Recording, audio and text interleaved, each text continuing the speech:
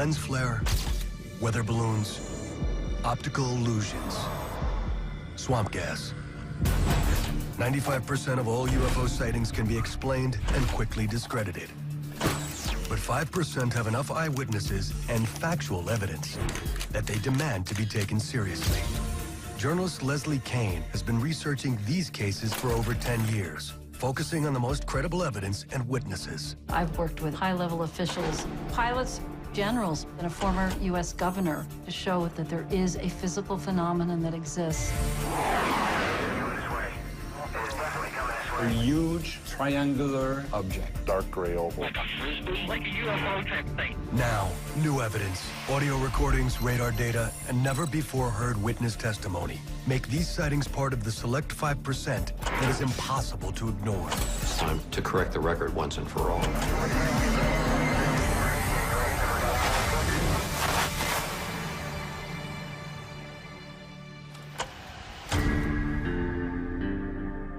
The large majority of UFO reports are made by civilians in isolated cases with 1 or 2 corroborating witnesses and can be easily dismissed. Here he comes from the south. He's coming toward us now. That's unreal. But when a sighting occurs over a nuclear-armed American military base at the height of the Cold War and is seen by 60 Air Force personnel for 45 minutes, it demands closer scrutiny. Here we have a senior officer making a report of a UFO directly over the most important base in the whole NATO network, and there's no response to him. I found that absolutely astounding. Now, 30 years later, key witnesses have come forward to tell their remarkable story. The team and witnesses were told to treat the investigation as top secret, and no further discussion would be allowed. This is the extraordinary incident at Rendlesham Forest.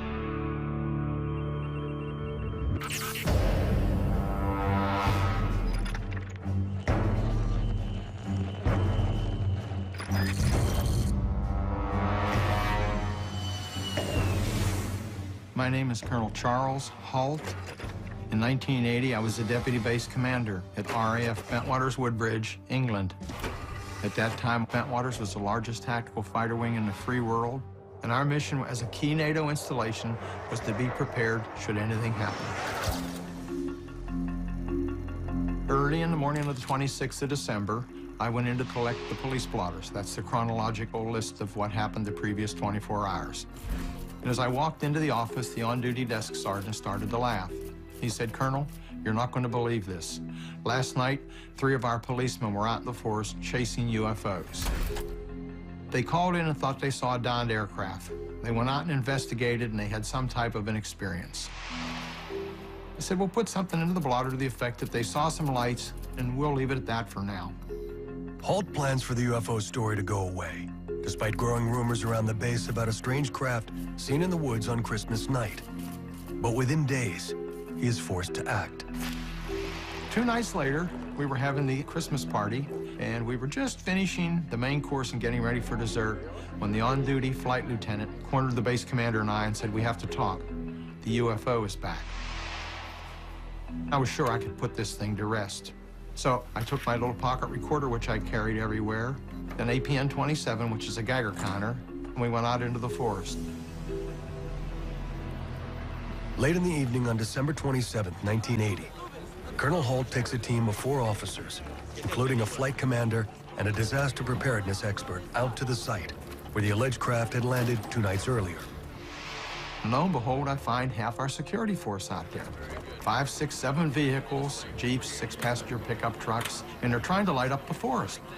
Here I'm thinking, this is a public relations disaster just waiting to happen. So I tell them to knock it off, get as many people and things back to the base as they can. And with a little tape recorder, I took a small team into the forest to the alleged landing site. We found a small blast, what looks like a scrubbed up area here. We got very positive readings. See, is that here the center? Yes, it is. Halt and his team locate 3 indentations in the shape of a triangle at the alleged landing site. What kind of readings we get? Anything? Let's go 7 tenths there. 7 tenths right here in the center? The radiation readings are 10 times the normal or background level, signaling that there is definitely more to the sighting than Halt at first allowed. We find rub marks on the trees facing the site and quite a few broken branches on the ground. And when we looked up, we noticed a break in the tree canopy above us. It was obvious something had come up through or down through the trees. As we're investigating, we also hear the barnyard animals, the cows and the chickens, sort of went into a frenzy for a short period of time and then got very silent. And then somebody suddenly notices a glowing red object on the far side of the forest. And I immediately turned my tape recorder back on. Where? Right in this position here, straight ahead, in between the tree. There it is again. Watch, straight ahead off my flash right there. There it is. Hey, I see it too. What is it? We don't know, sir. Yeah, it's a strange, small red light. Maybe a quarter to half mile, maybe further out. Let's move on to the edge of the clearing so I can get a better look at it. As Halt and his team race to get closer, the details of the object come into focus.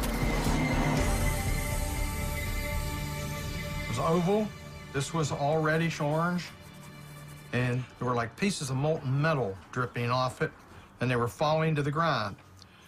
It had a black-like center. This was solid black, and this would actually like blink, almost like an eye. It moved horizontally through the trees, about 4 to 6 feet off the ground, zigzagging, bobbing up and down a little bit, as though they were searching for something, and it definitely was under some type of intelligent control.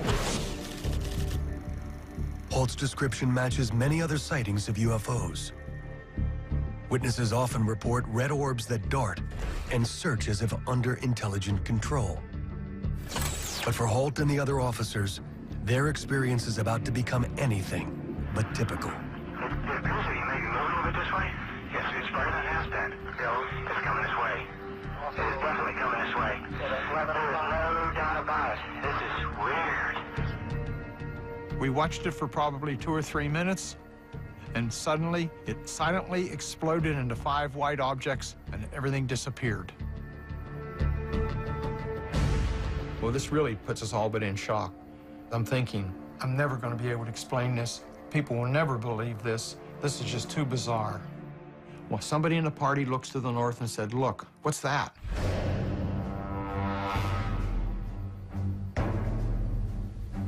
And we see 4 or 5 objects that are elliptical with multicolored lights, probably 3,000 or 4,000 feet in elevation, and they're moving at high speed with sharp angular movements. We hear a lot of chatter on the radios, and we were having difficulties the whole time, too. There was a lot of interference. Some say that sending down a beam into the weapons storage area, and we were all extremely nervous about what was happening. Moving out fast. One on the right taking away, too. Yeah, both heading north. Okay, here he comes from the south. He's coming toward us now. Suddenly, one comes overhead and stops. It sends down a beam at our feet.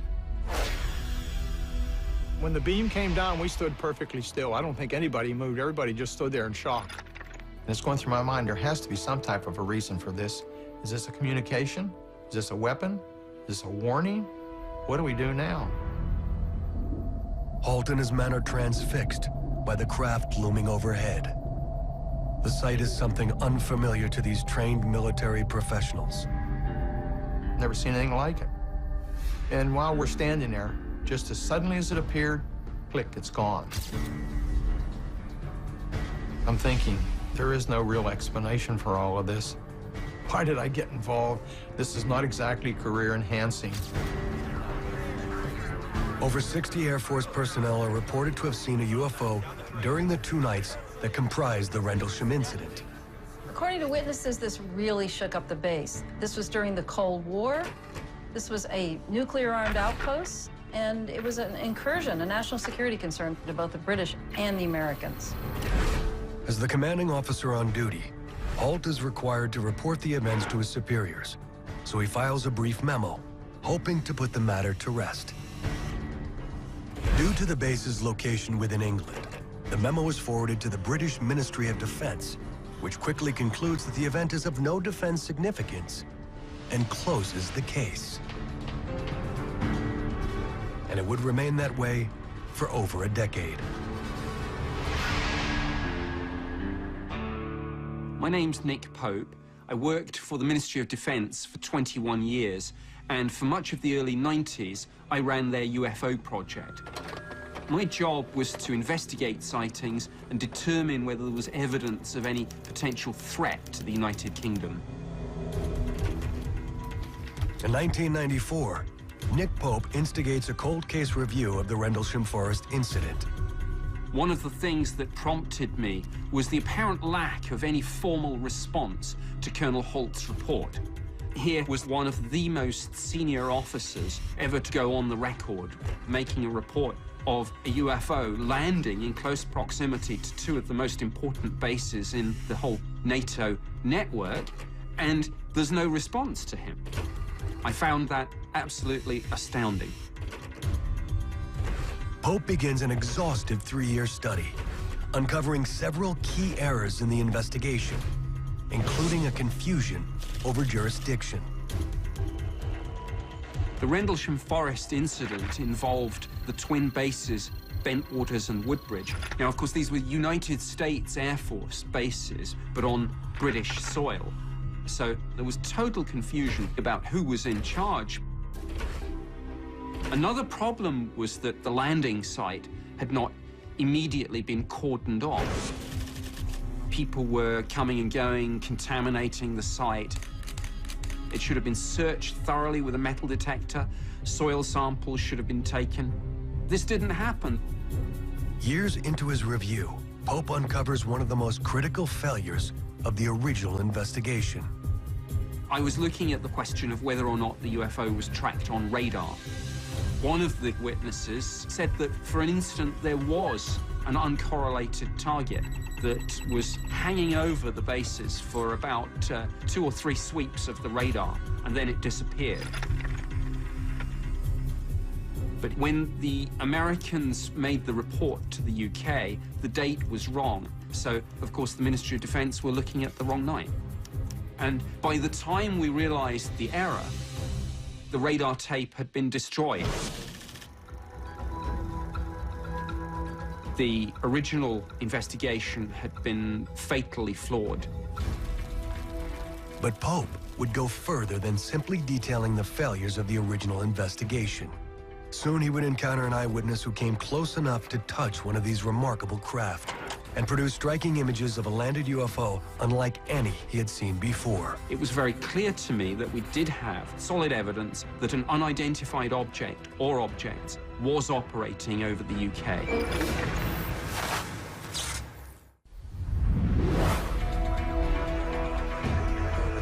Just after Christmas in 1980, over 60 Air Force personnel witnessed what they describe as multiple unknown craft over the twin NATO bases Bentwaters and Woodbridge, England.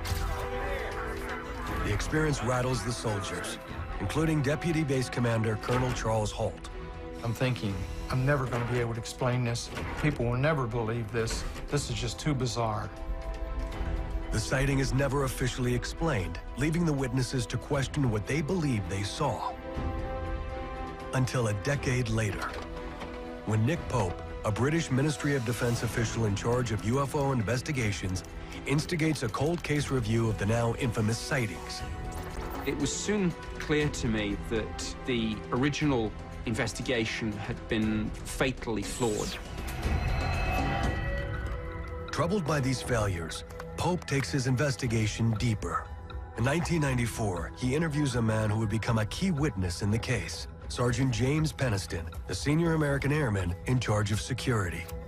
2 days before Colonel Holt's sighting, Sergeant Peniston had also seen the UFO, and he and 2 other airmen had actually approached this object, and he got close enough to produce some spectacular drawings.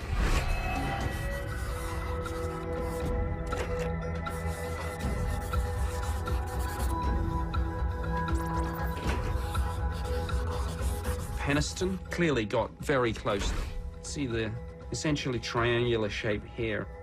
And it's interesting to note that indentations were found at the landing site in the shape of a triangle, and peak radiation readings were recorded in those 3 indentations.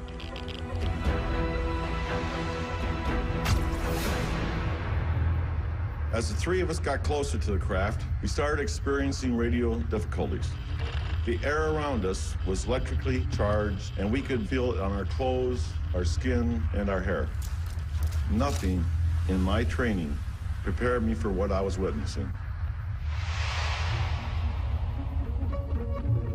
Sergeant Peniston observed the craft for nearly 45 minutes.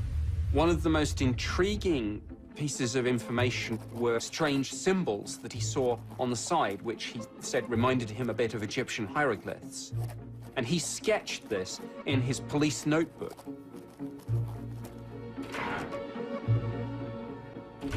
Many years after the incident, Sergeant Peniston decides to step out of the shadows and speak publicly about his sighting. Over 80 Air Force personnel, all trained observers, witnessed the takeoff. The team and witnesses were told to treat the investigation as top secret, and no further discussion would be allowed. I think in looking back at the Rendlesham Forest incident, it was very clear to me that we did have solid evidence of a compelling UFO case, that an unidentified object or objects was operating over the UK. The Rendlesham Forest incident is now considered one of the most conclusive UFO sightings in history, and includes several archetypal characteristics seen in the most credible UFO cases. Triangular and disc-shaped craft that move silently and accelerate instantly to unknown speeds. It stands as a benchmark against which all other UFO cases can be measured. And when you add in all the cases that involve high-level military people, government officials, pilots, cases that have been officially investigated, you have a body of evidence that simply can't be ignored. There's something very, very strange. But what happens when an entire city witnesses a UFO reported to be as large as 2 or 3 football fields? Was the shape of a boomerang. A large black object coming right towards us. Thought I was going to pass out. I was so enthralled in looking at this thing. And I said, that's a mile long. In 1997, thousands in Phoenix, Arizona witnessed an enormous craft. Do these lights belong to visitors from outer space? It was being blasted all over the television, so people were going outside of their houses and looking up in the sky. Now, new evidence is introduced in one of the most enduring UFO cases in history. All hell broke loose, basically, and we had a complete lockdown. Official explanations are dissected.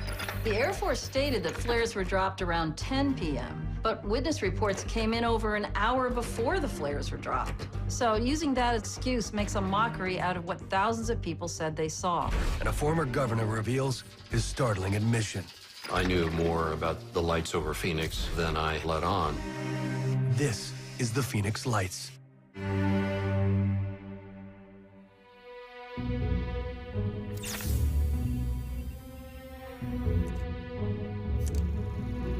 I'm Fife Symington, the former governor of Arizona, and in the spring of 1997, there was a very unusual event that occurred while I was the governor. I guess some people refer to it as the lights over Phoenix. It was Thursday night, March 13th, 1997, 8:30 p.m. My daughter Monica came running in to say there was something coming over the end of Camelback Mountain.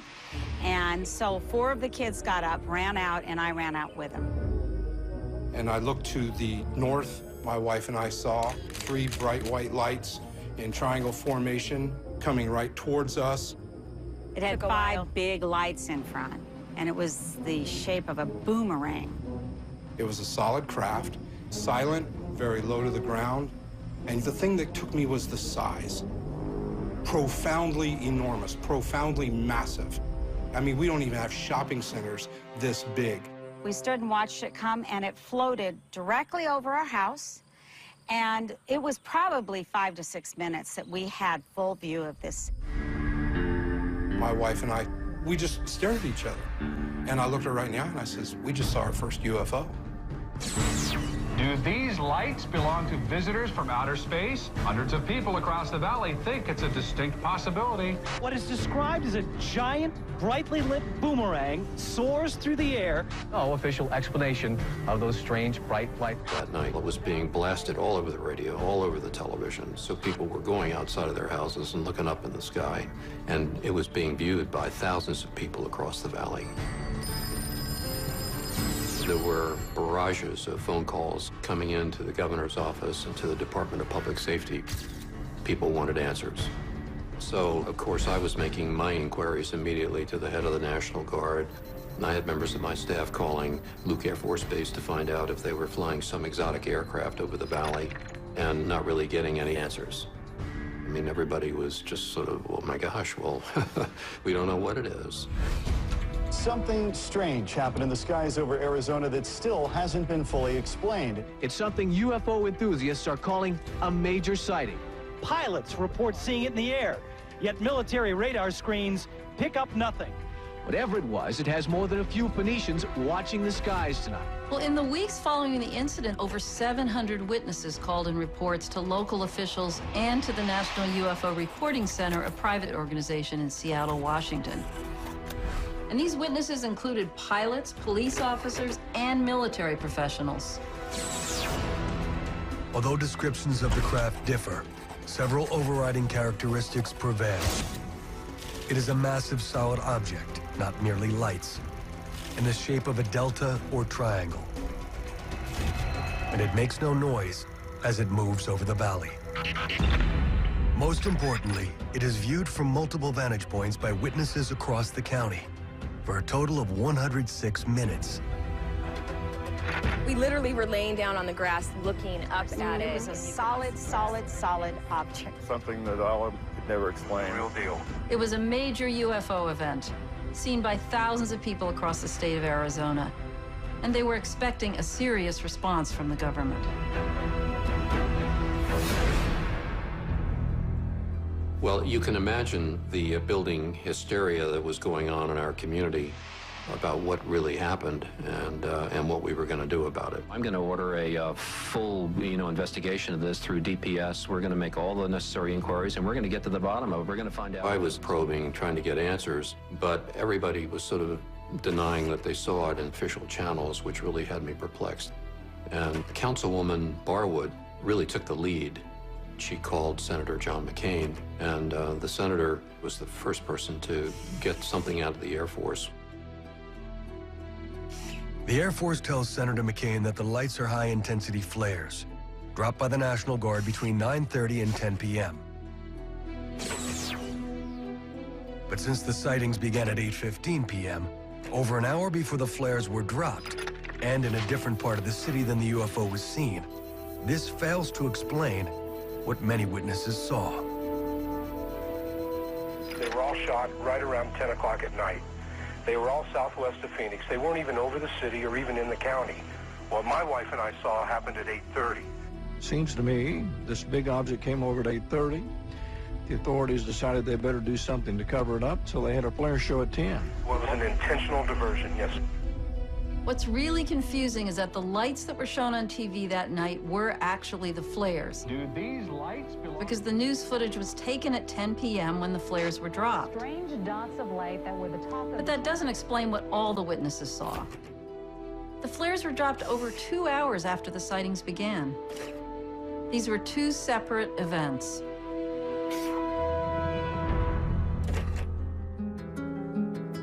Casting further doubt on the Air Force's explanation is this never-before-heard recording of a call made by an airman at Luke Air Force Base to the National UFO Reporting Center early in the morning on March 14th.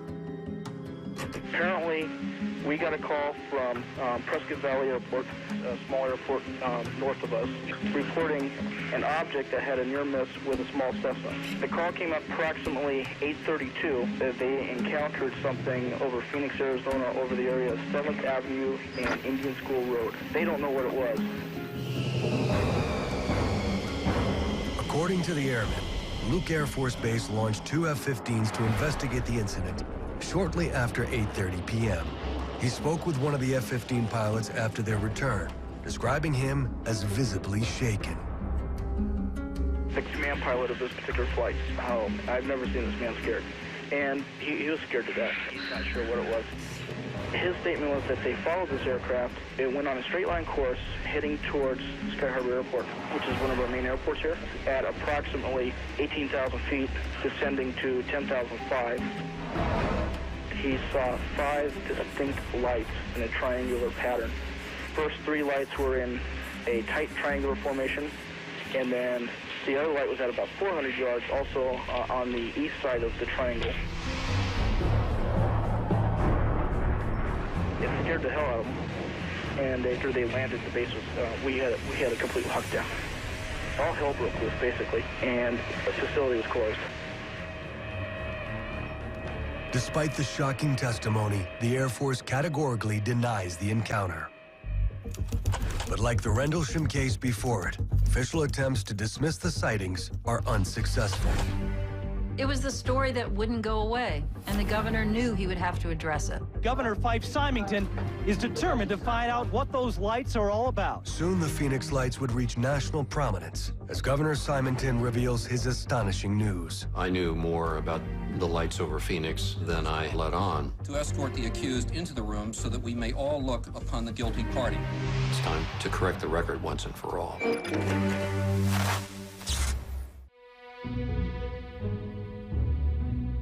But when you serve in public office, you have to be very careful dealing with sensitive, incendiary subjects like U.F.O. sightings. Well, I'm going to order a... The fact of the matter is, if you're a public official and you start talking about UFOs, you really get attacked. It's unbelievable. So we start tonight with those strange dots of light. The left side... In 1997, thousands witnessed a UFO over Phoenix. Reports described a delta-shaped craft, several football fields in length. Like the craft at Rendlesham, it was viewed from multiple vantage points by witnesses across the county for a total of 106 minutes. Thousands of people saw it, and there was quite a buildup of public interest, almost close to hysteria. UFO enthusiasts all over the country... 3 months after the sighting, USA Today features the Phoenix lights on its front page, forcing Governor Symington into the spotlight. In early June, there was some major publicity, and all of a sudden we found ourselves sort of besieged. So I organized this press conference to try to get people to kind of climb off the emotional mountain a bit. On June 19th, Symington holds a news conference to announce the mystery has been solved. And now I'll ask Officer Stein and his colleagues to escort the accused into the room so that we may all look upon the guilty party. Don't get him too close to me, please. Now, this just goes to show that you guys are entirely too serious.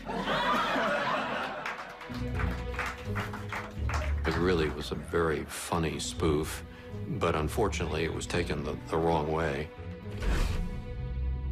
It was an insult, and I'm greatly offended, as are many, many witnesses, because a lot of people could have came forward.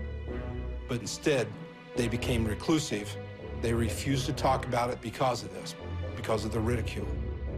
I was angry over it because I know what I saw, and I did not like that kind of attitude. When this thing was over my house for 5 minutes, someone should care. Someone should care.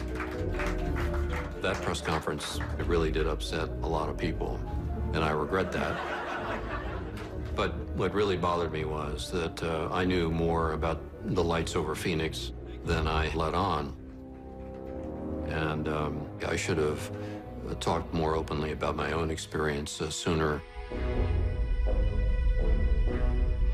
On March 13th, I was having dinner with my family. We had the TV on, and I was well aware of the news about the UFO. So I said, I'm going to jump in my car, and I'm going to go down Lincoln Drive past Squaw Peak and see if I can see what's going on. When I got here, there were people milling around, just enjoying the park. And I was here for probably 5 or 10 minutes, and somebody said, look at that, and out to the northwest, this great big massive craft probably around 3,000 or 4,000 feet. Took out a whole chunk of the sky, and you could see other aircraft in the distance, but airplanes looked like little toothpicks compared to the size of this craft. And it came right at us, made not a sound, and just moved almost sort of gently and smoothly, not that fast. It just glided over Squaw Peak. And we had a magnificent view of it silhouetted.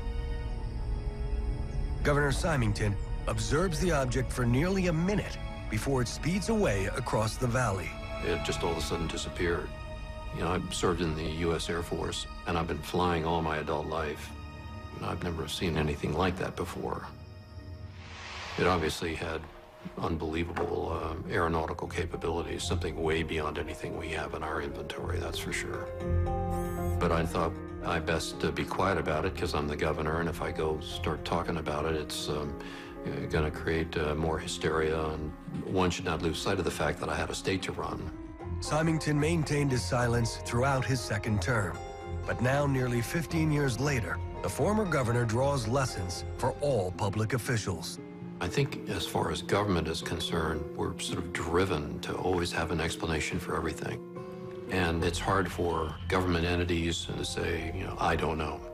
You know, like we can't explain it and admit to complete vulnerability. And now I'll ask But I learned a hard lesson about this subject based on personal experience. Public officials need to be more open and more courageous in dealing with issues like this. We need to deal with it legitimately and objectively, and if we don't know what it was, then we should say, we don't know what it was. It's time to square up and do the right thing. The particulars of what was seen that March 1997 night are still avidly debated, and the Phoenix Lights case remains unsolved. But what is not in question is the case revealed an urgent need in UFO study, an official government process for receiving and investigating reports. As it stands now, for people in the United States, there is no official body for them to go to if some kind of event takes place, which they feel needs to be reported. And what's interesting is that in terms of the aviation community, the FAA has actually told its employees in its manual that if they see a UFO, they are not to tell the FAA about it. So they're actually saying right in their manual that we, the U.S. government, do not want to hear anything about UFO sightings. Pilots and people in the aviation community in particular make excellent witnesses.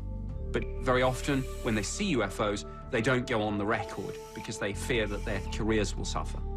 And it's a real problem because it makes the case harder to report, and it really limits the available data on the phenomenon. Without an official agency collecting sightings, coupled with the ridicule surrounding reports, it is impossible to accurately record the frequency and magnitude of UFO activity. But particularly in the aviation community, this risks a grave safety hazard.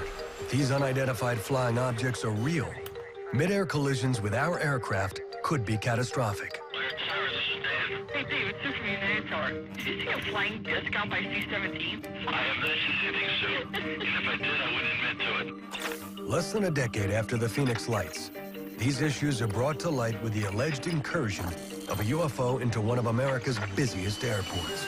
Several pilots and United Airlines workers swear they saw one, a UFO.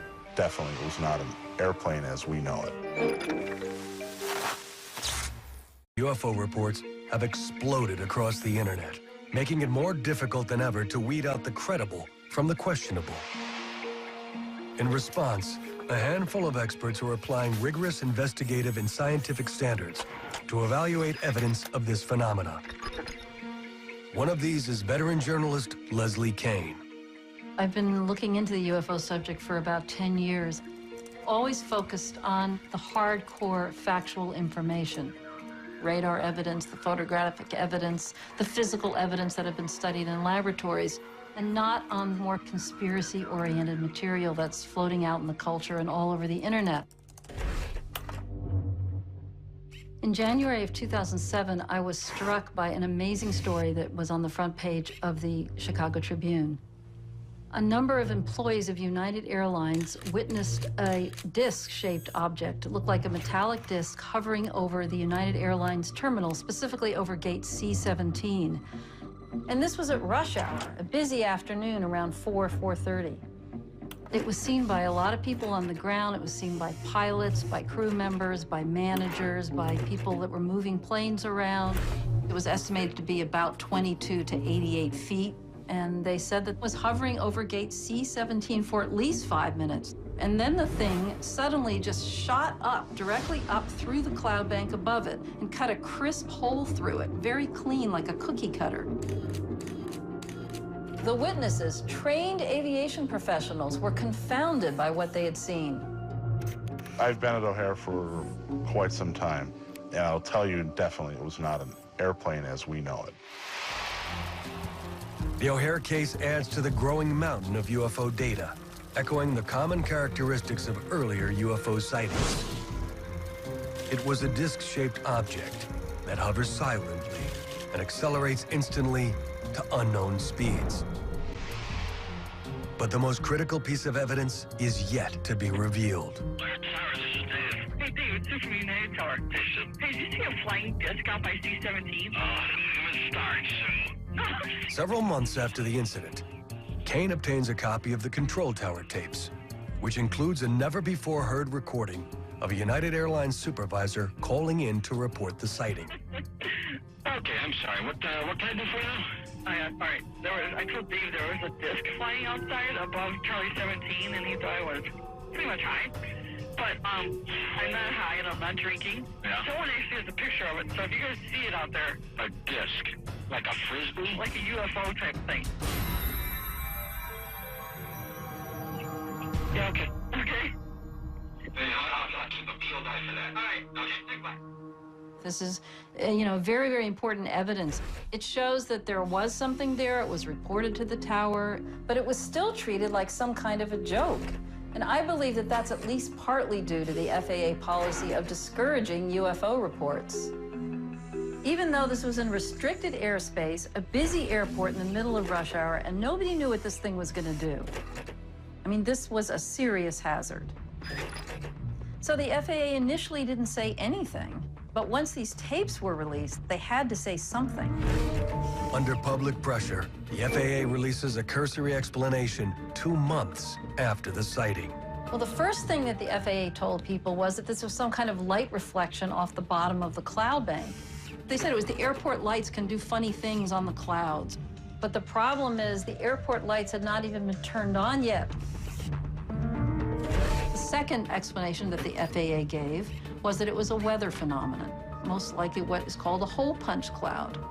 A hole punch cloud is a natural phenomenon that is caused by ice crystals falling from above a cloud down to a cloud bank below and melting a hole in the cloud.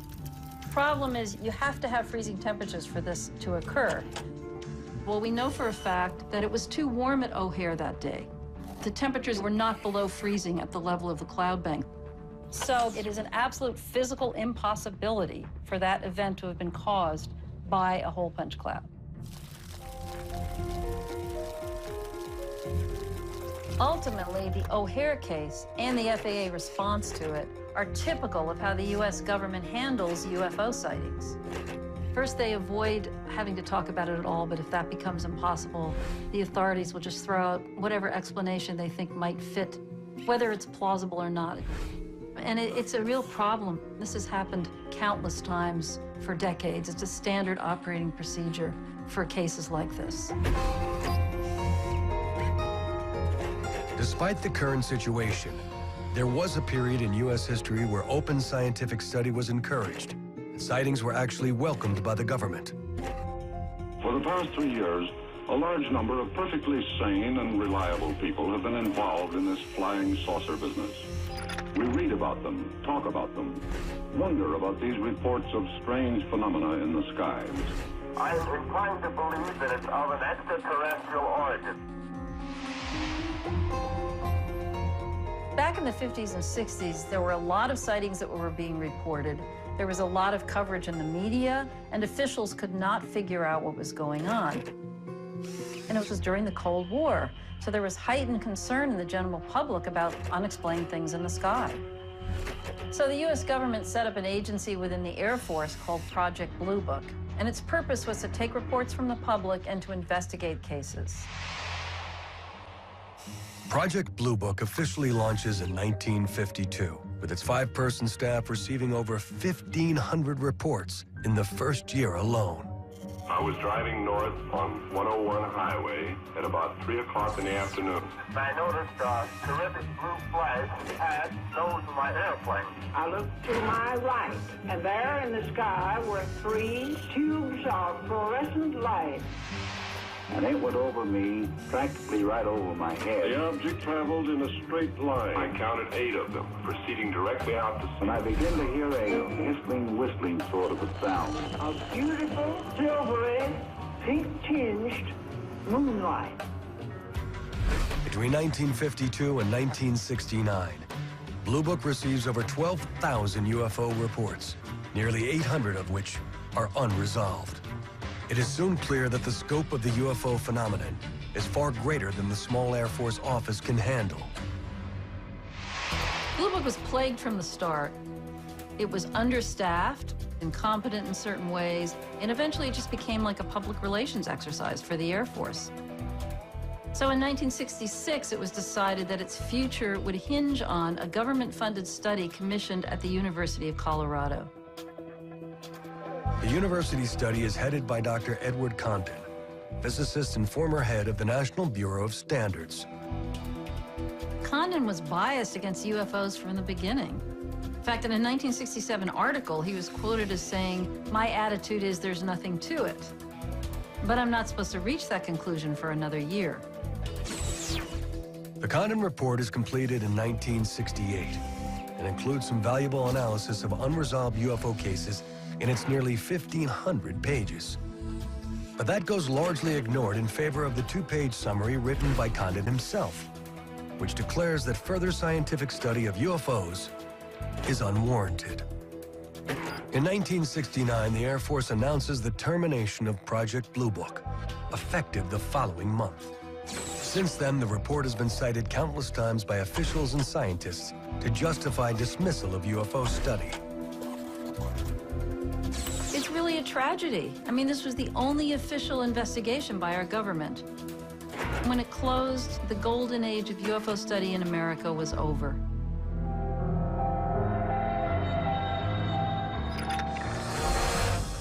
Since 1970, many cases have challenged the assertions behind the close of Blue Book. But a 1986 sighting near Anchorage, Alaska would produce standout evidence that demands to be taken seriously. Yeah, that's 1-2 again. On some other equipment over here, we have confirmed there is a flight size of 2 around your 1550 squawk. Where is he following? It looks like he is, yes. In this case, a captain with 30 years of flight experience puts his reputation on the line by reporting an enormous craft that follows him for nearly an hour. An encounter that would yield the longest recorded data of a UFO to date. Hard evidence that would be brought all the way to the White House. They were all excited about it. So I said, "What do you think it is?" He says, "Well, it's a UFO."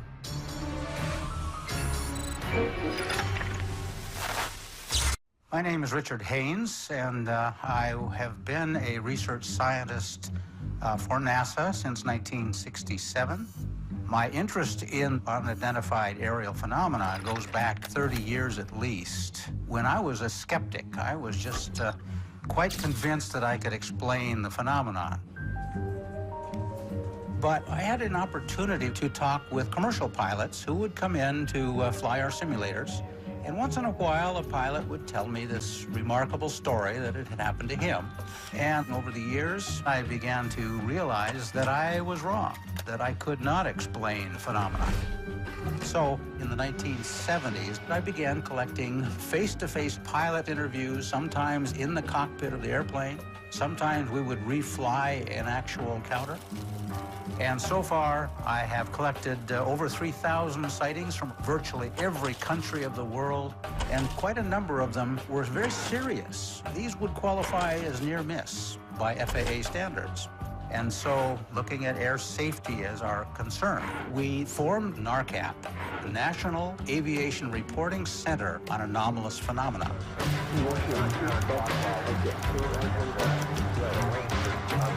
NARCAP is a reporting center for pilots and air traffic controllers who would like to make a report of their sightings in a completely confidential manner.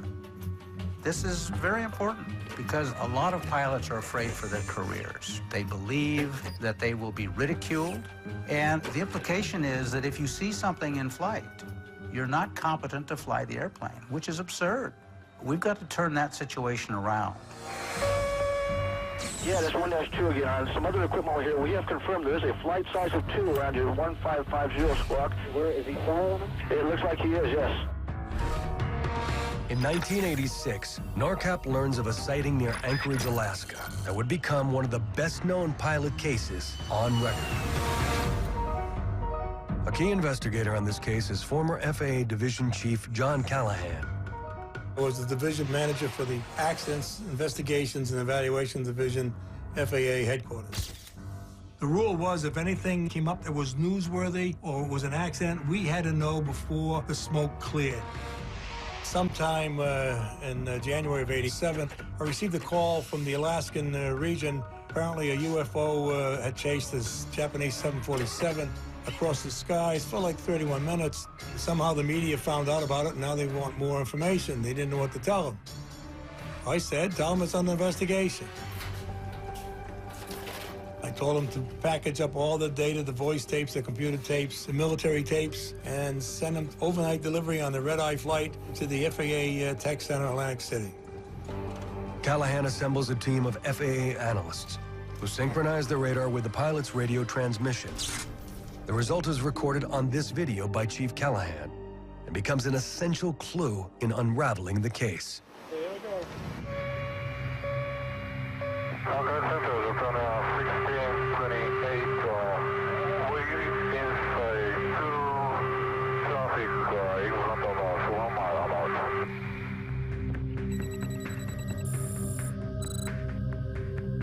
Captain Kenju Teruchi, a senior captain for Japan Airlines, flying a 747 cargo flight from Paris to Tokyo.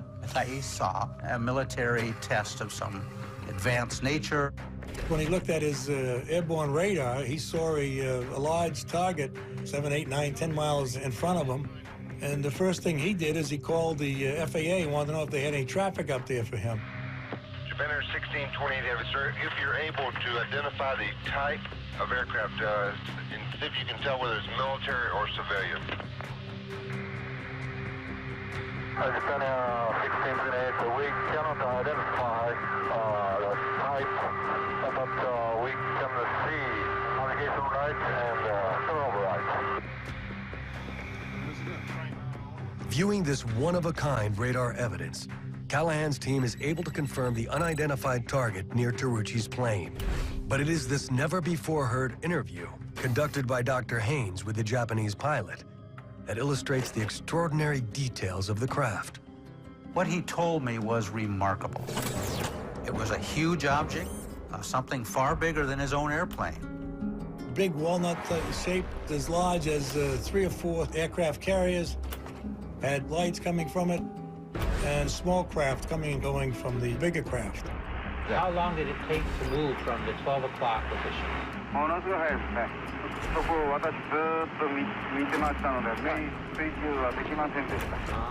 Captain Teruchi made no excuse for being afraid. He said he was fearful.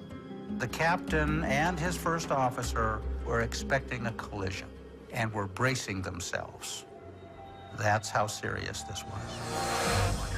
The Anchorage controller clearly takes the sighting seriously because his next step is to confirm the unidentified target with nearby Elmendorf Air Force Base.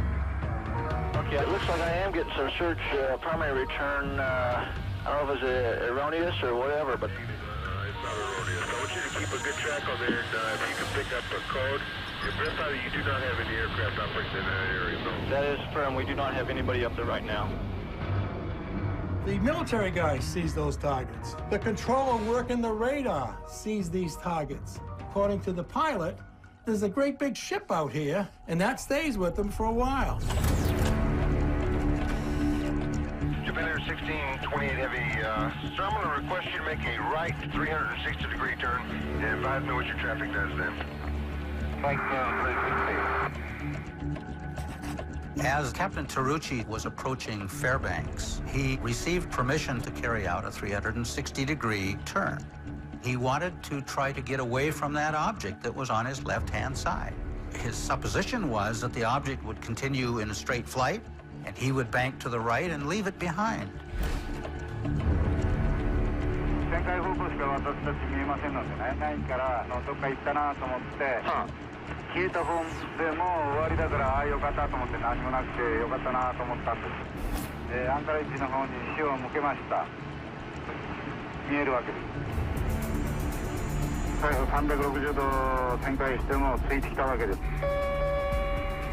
Yeah, that's 1-2 again. On some other equipment over here, we have confirmed there is a flight size of 2 around your 1550 squawk. Where is he flying? It looks like he is, yes.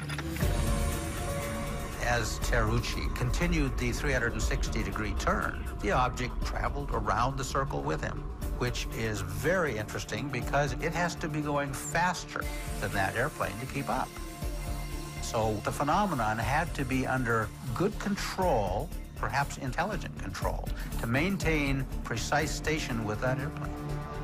The pilot sees it, his co-pilot sees it. The military base and the Anchorage controller track it on radar. And a United Airlines passenger jet flying nearby also reports unknown traffic in the area. In all, the Alaska sighting shares many characteristics with the most credible UFO cases, including Rendlesham, Phoenix, and Chicago. It is a massive disc-shaped object that moves as if under intelligent control and is capable of accelerating instantly to unknown speeds. And most remarkably, the encounter lasts nearly 55 minutes over a span of 350 miles, providing the FAA with significant amounts of data.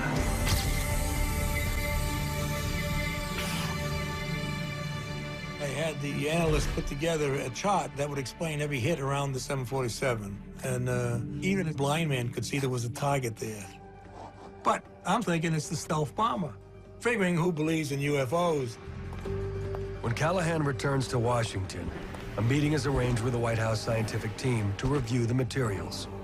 There was 3 scientists from Reagan's staff. There was 3 guys that said they were with the CIA. And I played the tape 3 times for them. When the video got done, they were all excited about it. They're drooling. They can't wait to get their hands on all this data. This is the first time they ever had more than a few minutes of radar data to go through.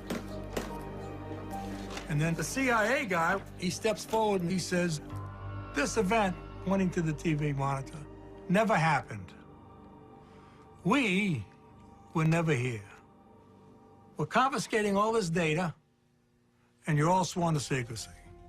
So I said, what do you think it is? I'm still thinking it's the stealth bomber. He says, well, it's a UFO. 2 months after Callahan's meeting, the FAA releases an official explanation for the sighting, which, like the Phoenix and Chicago cases, seeks to explain away the phenomenon. They said it was a split beacon. It was a ghost target. It was ring around. It never happened. But the Japanese pilots do not see ghost targets. They don't see ring around. They don't see split beacons. We only see a dot or a slash on radar. You have to rely on the pilot telling you what's there. Captain Terrucci decides to go public with his encounter at great personal risk to his reputation. Because of his willingness to fill out the forms and be interviewed in great depth, Japan Airlines decided that he should no longer fly. And so Captain Terrucci was asked to fly a desk, as they say. This case illustrates what's at stake. Until the U.S. government changes its policy on UFO sightings, witnesses are always going to be afraid to come forward with critical and important evidence. This is how science progresses, is to allow people to openly and honestly describe what they're seeing. We're never going to get to the bottom of this phenomenon until we have an open disclosure.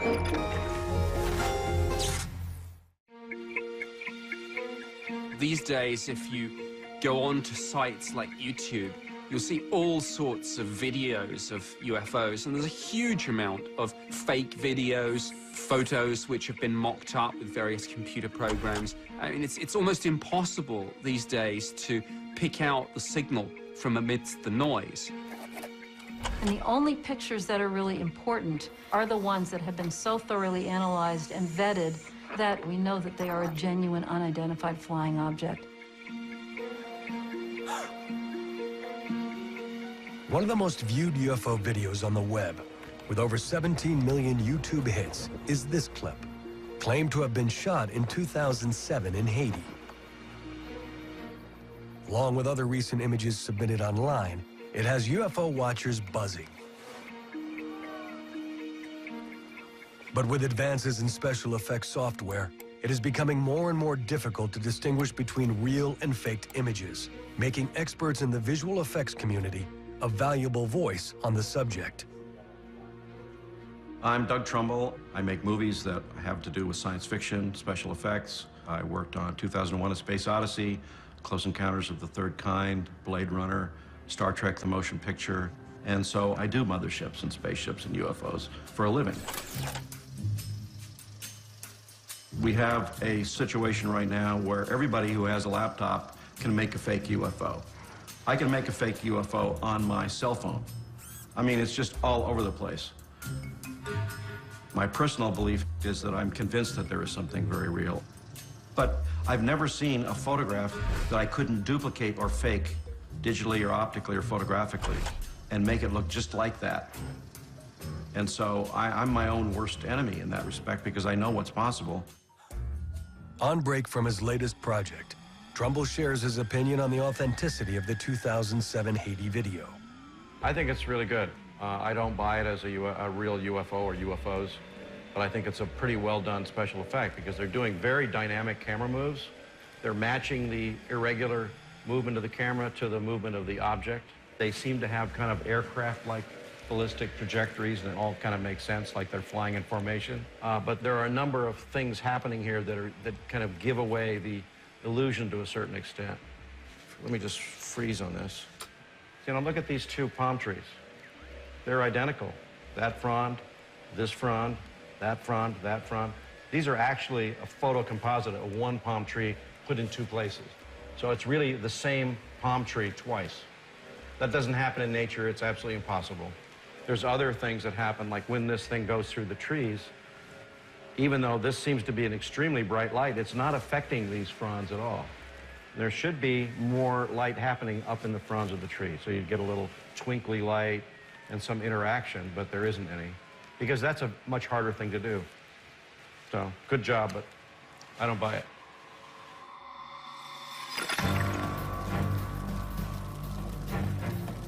While vacationers with video cameras may stumble upon irrefutable proof of UFOs in the future, there are already images of the phenomena that have been scientifically tested and widely accepted.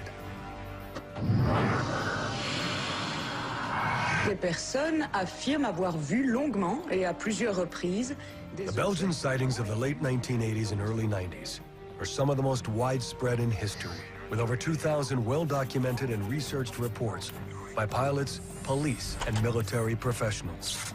I thought this is an intrusion of our airspace. We have to find out because it's an air defense issue. The 18-month epidemic of UFO sightings rattles the Belgian government and brings the scientific community its most conclusive piece of UFO evidence to date. I look at it and said, oh my God, that's too much. My feeling at the time, I must admit, it was a fake. This is the Belgian wave.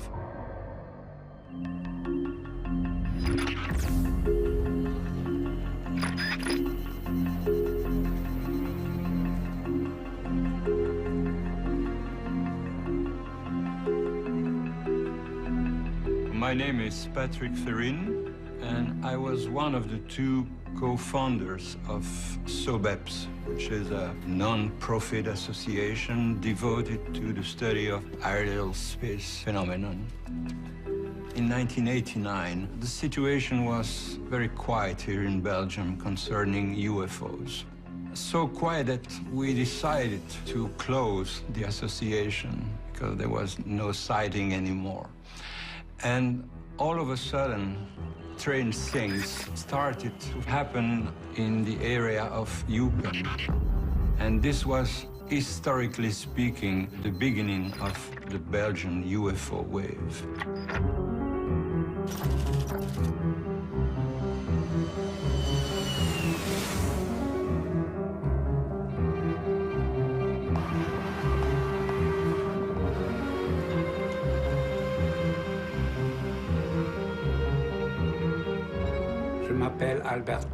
My name is Albert Kreutz.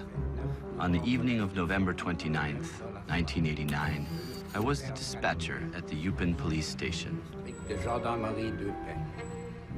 At around 5:30 p.m., a team of police officers informed Kreutz of an object flying over a nearby field and reportedly lighting it up like a soccer stadium.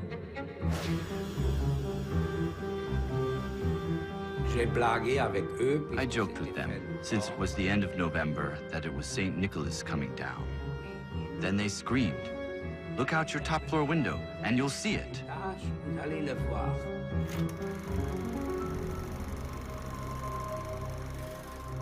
I go to the window, and I see the object about 200 or 300 meters in front of me, like a boat, floating in the sky.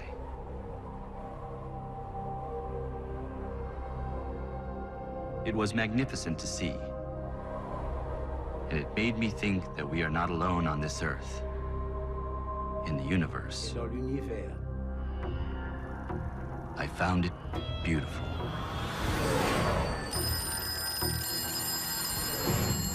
Immediately, the dispatcher is flooded with calls from concerned citizens. So he orders local officers stationed nearby to follow the object. One of these is Dieter Plumens, Chief Inspector of the Kelmis Police Force. Plumens is on duty with his partner, catching drug dealers near the Netherlands border, when the call comes in. When we heard the call on the radio, we were driving in this direction. We saw a light or some type of object resting over the town of Henri-Chapelle. And we asked ourselves, what is that?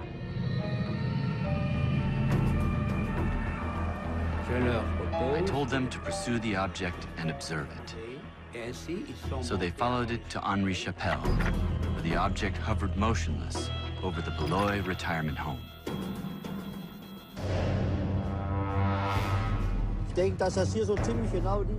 I think this is pretty much the exact spot where we stopped at the time. We saw a huge object above us with round lights on 3 corners.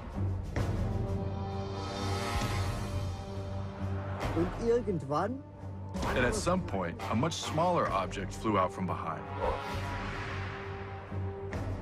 And it had a reddish blinking light that blinked in rhythm with the larger light. Plumens and his partner observe the objects for several minutes, and then suddenly the red orb is reeled back into the larger craft. The object then rose up and flew away.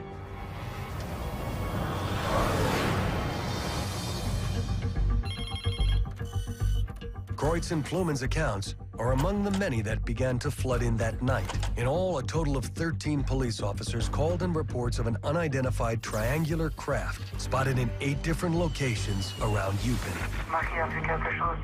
Over 60 additional civilian reports are made that evening, producing a concentrated mass of sightings that would soon bring international media attention and compel the Belgian government to respond. It was really an historic night because the sighting reports were all so similar. But the big surprise was that this was only the beginning.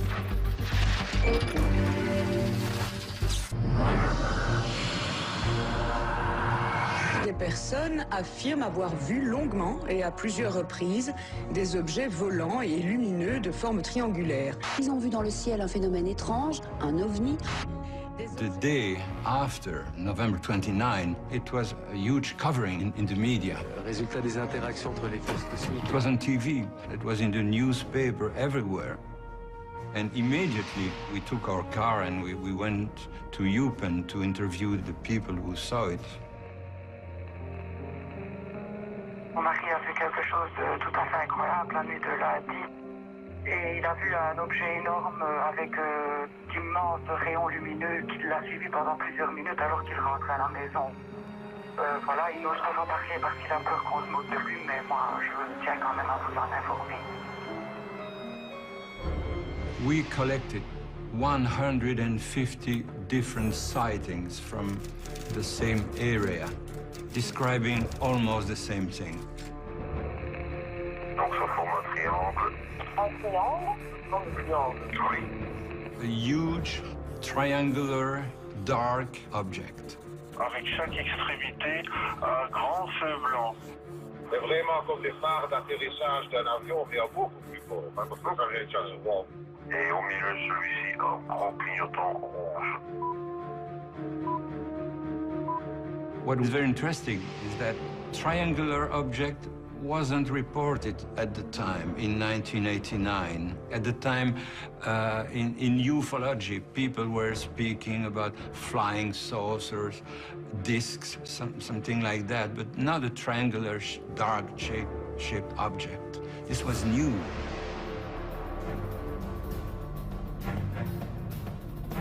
The Belgian sightings of November 29th garner international attention, prompting an immediate response from the government. A point man is assigned to head up the government inquiry. Major General Wilfred de Brouwer, head of operations for the Belgian Air Staff. In 1989, I was in charge of protection of the airspace of the country when a total of 143 sightings were reported in the area of Eupen. When receiving such report at military level, a lot of officers will reject it because it's not in their terms of reference. It's frustrating. It's frustrating having to declare that you don't know what is going on. So when it came to my office, I wanted to react in the same way. But I thought this is an intrusion of our airspace. We are the country hosting NATO. We have to find out because it's an air defense issue. De Brouwer's first action is to contact the U.S. Embassy to find out if any stealth flights had taken place in the area without warning them. Now, they came back very quickly and confirmed formally that no such flights had taken place over Belgium. So that wiped out that theory. But the sightings continue, including many cases where several people were involved in a single sighting. Police officers, military and government personnel, and an Air Force weather forecaster. Highly credible witnesses, all of them convinced that they saw something exceptional. One of the cases that most intrigues de Brouwer occurs just 2 weeks after the initial sightings, when several witnesses report a triangular-shaped craft near the rural town of N.L.O. De Brouwer is particularly struck by the account of Colonel André Amand, a civil engineer who is also director of infrastructure for the Belgian Army. I was driving from my house, my wife by my side, to go pick up my son at the N.L.O train station. I noticed 3 yellow panels moving parallel with me beside the road. Under them was a pulsating red light. I did not understand what it was. My wife said it's probably just a plane. But I wanted to see it, so I slowed down. And the object stayed with my car. So I accelerated and slowed down 2 or 3 more times. And every time the UFO would catch up with me. Then the UFO traveled behind the Sarnage woods. So I turned left and stopped on a small hill in front of a farm.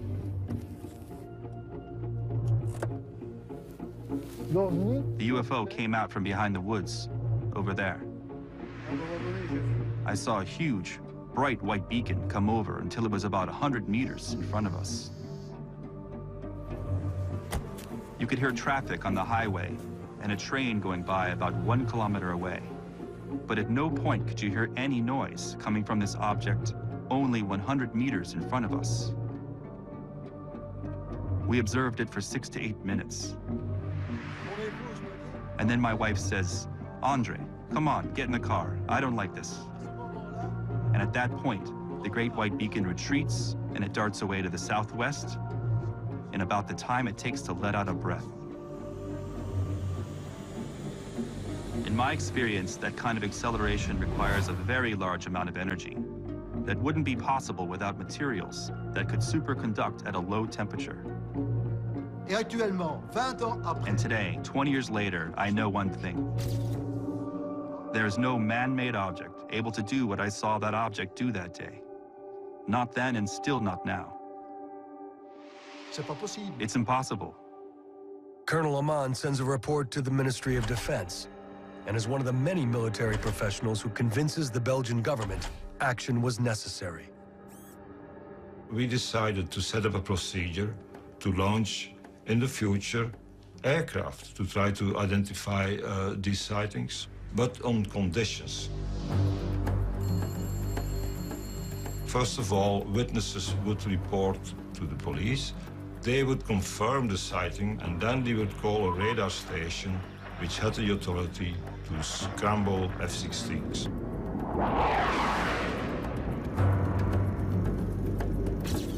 I am Yves Mielbergs. In 1990, I flew F-16s in the 350th Squadron in Belgium. We had heard about the wave of UFOs, particularly in the regions of Liège and Eupen.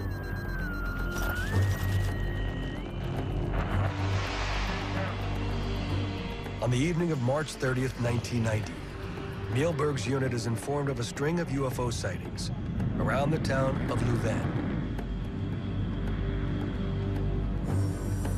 We immediately took off in formation, 2 F-16s flying east of Brussels. Our goal was to intercept or come as close as possible to the objects and try to identify it as best we could. Maintenant, voyageons en direction sud, à une vitesse extraordinaire. Libre pour l'investigation. Contrôlez l'armement. The speed at which the object was moving, the large variations in altitude and course, were particularly unique.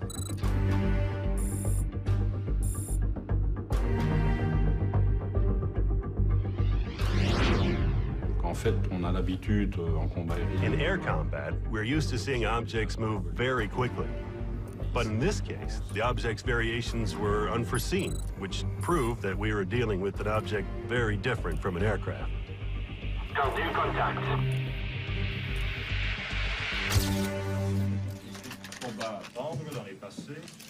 Voilà, ici vous voyez le vecteur de l'objectif 300 degrés, vitesse 999.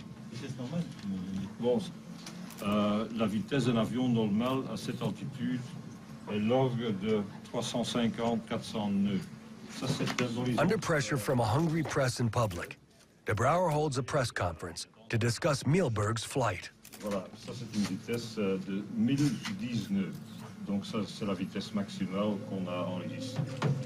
The F-16s registered objects that were flying at a normal speed, but suddenly turning and accelerating to speeds which were much higher than the speed of sound.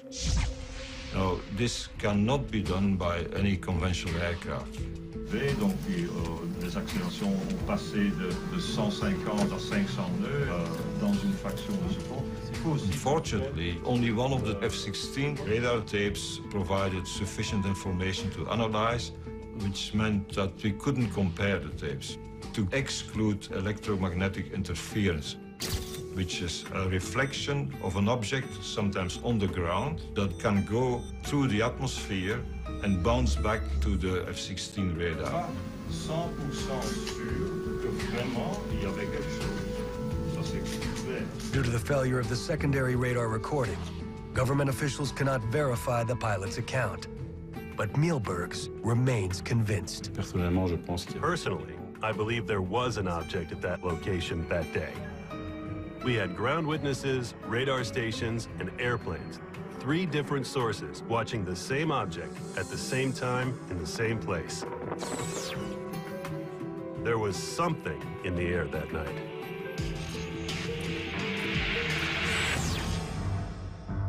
The individual sightings of the Belgian wave are remarkable and impressed de Brouwer and other investigators with their legitimacy. But what they didn't have was something irrefutable, a piece of evidence that would bring this fully into the realm of science. On a spring evening in a village not far from where it all began, this evidence would finally arrive, and the results would be more than they had imagined. My feeling at the time, I must admit, it was a fake. More than a year after the Belgian wave began, UFO reports continue to flood the office of SOBEP's co-founder, Patrick Ferren. For almost 18 months, we collected massive observations, and we met several hundred people. We collected something like 60 photographs of unidentified flying things, and almost the same amount of video film. But unfortunately, they're all very bad. All you can see is small dots of lights on a dark background. But we were lucky to find one good picture. And this picture was taken in the small village of Petit Rechin, which is not that far from Eupen. The 4th of April 1990. At 10 o'clock in the evening, a girl was walking her dog in the garden, and she saw a very strange object. She came back in and told her boyfriend, "We have something strange here, can you come and have a look?" And he went out and he took his camera. He only had 2 pictures left, so he leaned against the wall, didn't move at all, and set an exposure time of about 1 to 2 seconds. He took 2 pictures, and when he got his film developed, he saw that one of the 2 pictures was blank. There was nothing on it, so he threw it away. But the second one was interesting. He saw 3 lights and something reddish right in the middle, but that was all.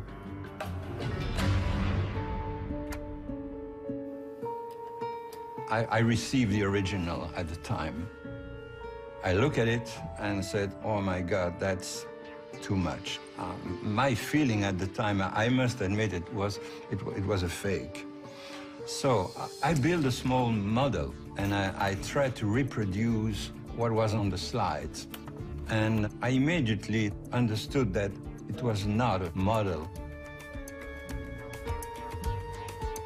So we decided to see someone who was an expert in digital analysis, someone who had the right tools to detect and to prove it was a fake or not. The slide is put under an intensive year-long study by Professor Mark Ashewa, a nuclear physicist at the Royal Military Academy in Brussels.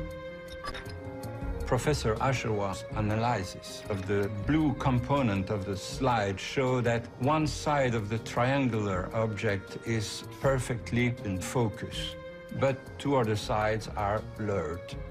This proves that there is an independent movement of the object. It was not a fake.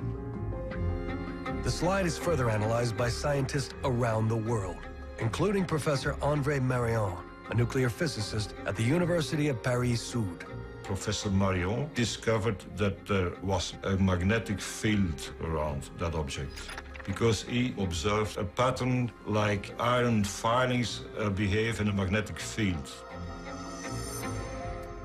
Professor Marion's findings trigger speculation that the craft may have moved using a magnetoplasma dynamic propulsion system, an electrically powered engine that uses a magnetic field to generate thrust. Such a system could also account for the lack of wind and noise reported by witnesses. In the history of UFO study, the Petit Réchat photograph stands out as one of the most convincing pieces of evidence of a sighting to date. Not only does it reinforce thousands of reports from across Belgium, but it reveals many shared attributes of the most credible UFO cases. It is a triangular craft that moves silently and accelerates instantly to unknown speeds. And what's interesting about the Belgian sightings is that we in the UK had a very similar wave of sightings 3 years afterwards. Many of the witnesses talk about a large triangular-shaped UFO with 3 lights on the underside of the craft and a larger, slightly dimmer light in the center.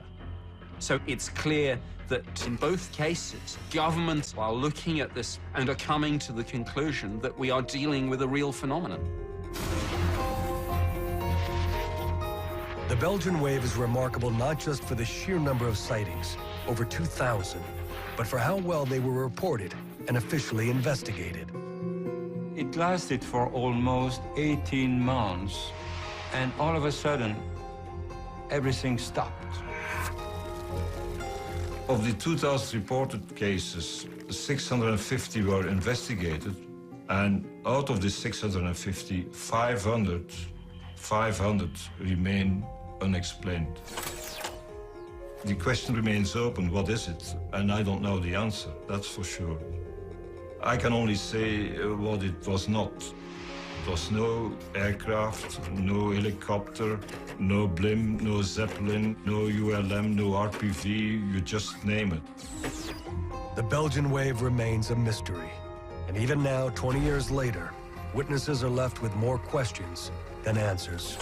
I'm frustrated because after 20 years, no one has a valid explanation. Indeed, there were 2 objects in the sky. We have no other explanation. I had never seen such a flying object before that day or since then. And to this day, I still don't know what it was. Is it something extraterrestrial? Could be. I can only say what I saw.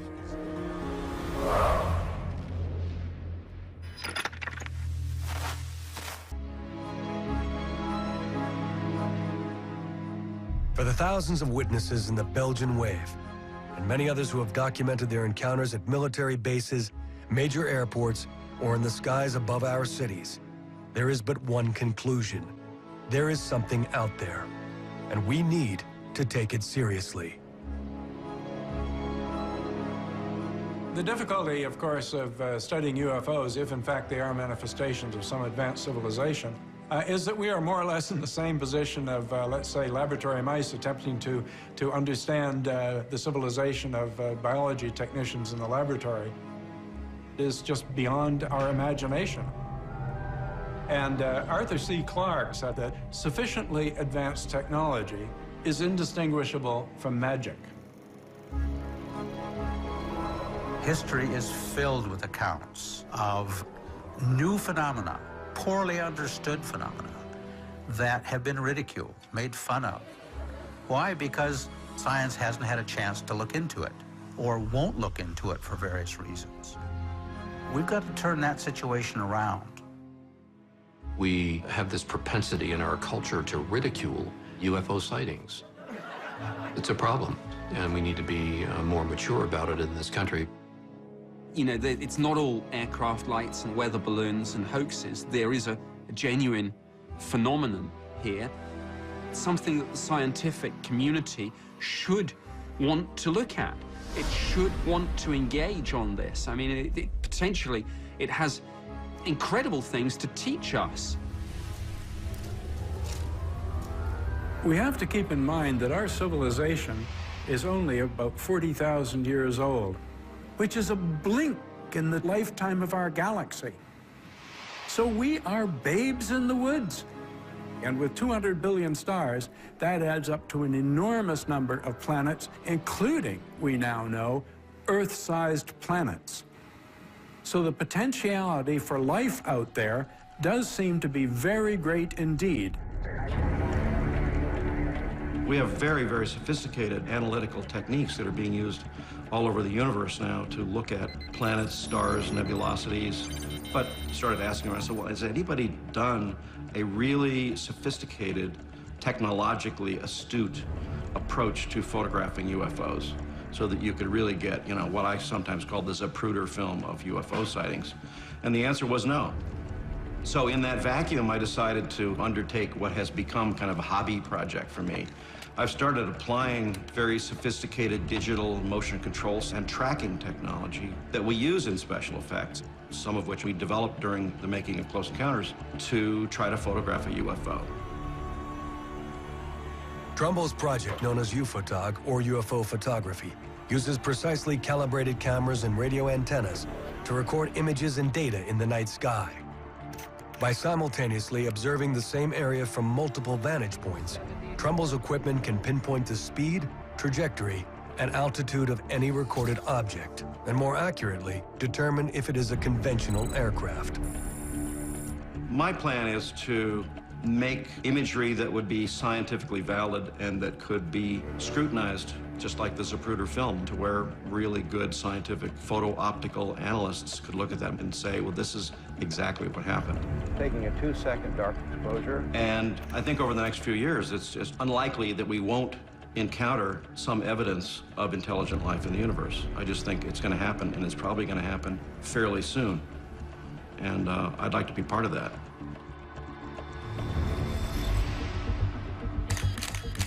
It's really an exciting time to be involved with UFO research. And there seems to be greater chances that we're going to capture even more solid data. But we also have to be extremely careful to hold it to the absolute highest standards.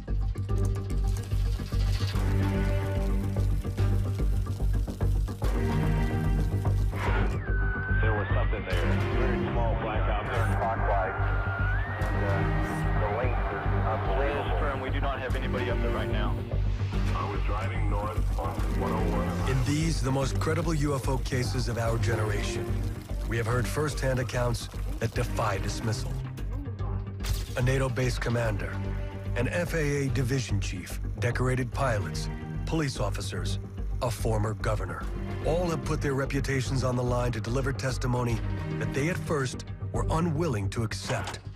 Together with the evidence collected, from radar data to photographs to never-before-heard audio recordings, these sightings present a case that cannot be ignored. It's the accumulation of overwhelming evidence from pilots, generals, government officials that prove, in my opinion, that we have an actual physical phenomenon that has not been explained. It's time to embrace this information and the new reports much more openly. The command pilot of this particular flight, he was scared to death. He's not sure what it was. Was the shape of a boomerang. Huge triangular object. As large as 3 or 4 aircraft carriers. And it came right at us, made not a sound. It definitely was under some type of intelligent control. It's coming this way. It is definitely coming this way. 3 tubes of fluorescent light. Dark gray oval. Like a UFO type thing. It looked like someone poked a hole in the clouds. It just all of a sudden disappeared. There's no doubt about it. This is real.